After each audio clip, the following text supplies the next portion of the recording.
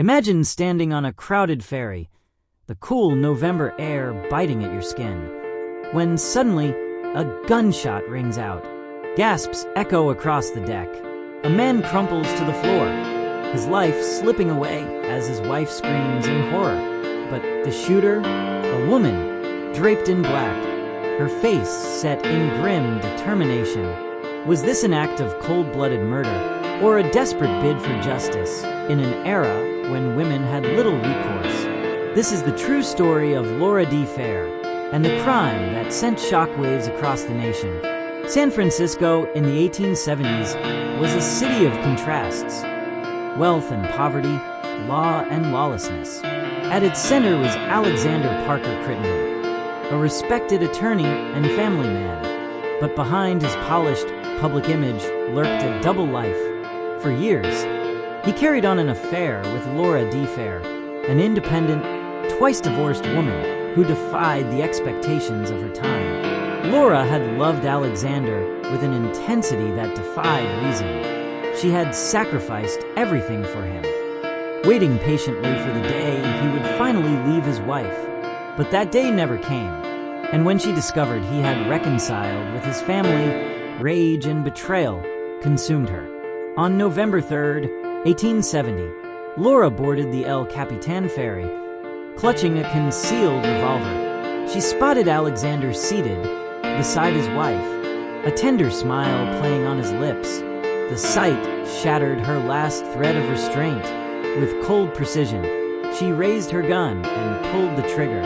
The news of the murder spread like wildfire. The San Francisco Chronicle dubbed it a crime of passion, unlike any other.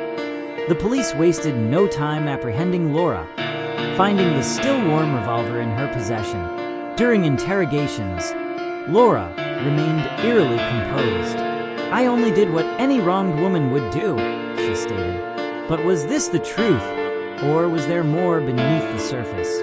As investigators pieced together the events leading up to the murder, a complex web of manipulation, deceit, and psychological torment emerged. Letters between Laura and Alexander revealed his empty promises, his calculated words meant to keep her docile. Friends described her as a woman unraveling, driven mad by love turned to obsession. The trial of Laura D. Fair began on a brisk morning in San Francisco's 15th District Courtroom. The atmosphere was electric, reporters elbowing for space as spectators murmured in anticipation. District Attorney Henry Byrne painted Laura as a cunning seductress, a woman who had played the role of victim while carefully plotting revenge. She purchased the revolver days before the murder, he thundered. This was not a crime of impulse, but a premeditated act. The defense, however, took a shocking approach. They argued that Laura was not of sound mind. Her attorney introduced a radical idea: temporary insanity caused by the weaker constitution of women. The strategy was groundbreaking. Never before had a female defendant used such a defense. Public opinion was sharply divided. Some saw Laura as a tragic figure, a woman used and discarded. Others viewed her as a dangerous anomaly, a woman who had stepped far beyond the acceptable boundaries of femininity. Just when the case seemed straightforward, new evidence emerged. A witness claimed to have seen Alexander urging Laura to be patient just weeks before his death, implying he had continued stringing her along even as he publicly reconciled with his wife. Furthermore, medical experts testified that Laura had shown signs of severe emotional distress leading up to the murder. Was she truly in control of her actions that fateful night? After weeks of deliberation, the jury reached a verdict: guilty of first-degree murder. The sentence, death.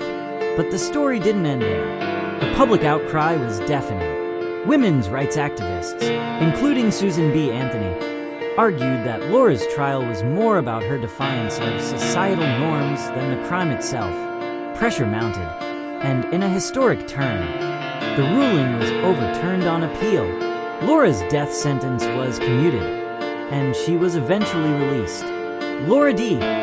Fair's case set a precedent, challenging the legal system's treatment of women and the use of psychological defenses in court. But the question lingers, was justice truly served? What do you think? Was Laura a victim of a manipulative man, or was she a cold-blooded murderer who deserved her original sentence? Let us know in the comments below. And if you found this story as chilling as we did, be sure to like, subscribe, and hit that notification bell for more true crime mysteries. If you want to see more stories like this, drop a suggestion in the comments. Your theories and thoughts make this channel what it is.